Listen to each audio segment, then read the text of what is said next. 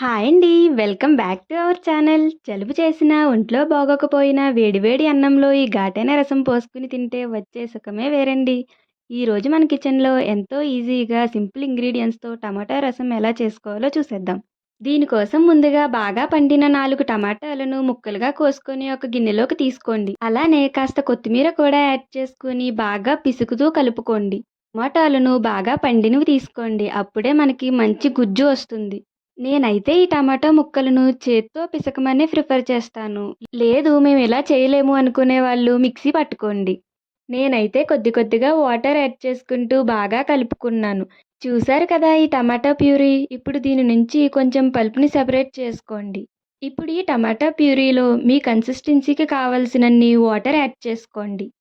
అలాగే 4-5 కట్ చేసుకున్న పచ్చిమిర్చి చీలికలు, కొద్దిగా కొత్తిమీర, ఒక నిమ్మకాయ సైజంత చింతపండు తీసుకొని దాని రసాన్ని కూడా యాడ్ చేసుకోండి. అలానే ఒక హాఫ్ టీ స్పూన్ పసుపు, రుచికి సరిపడా కల్లుప్పుని వేసుకొని దీనిని స్టవ్ మీద పెట్టి ఒక 15 మినిట్స్ పాటు బాగా మరిగించుకోండి.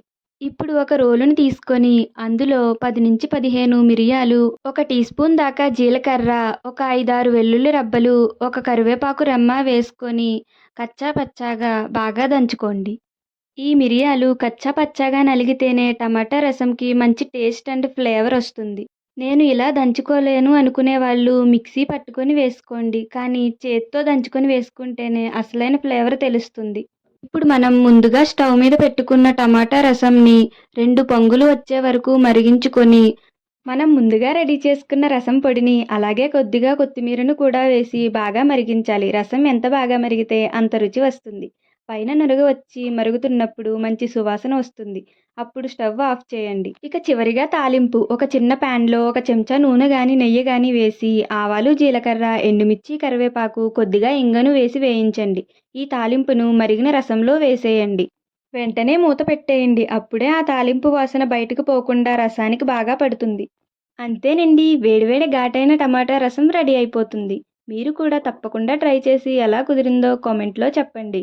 ఈ వీడియో గనుక మీకు నచ్చినట్లయితే లైక్ చేయడం, సబ్స్క్రైబ్ చేయడం మర్చిపోకండి. Thank you so much for watching.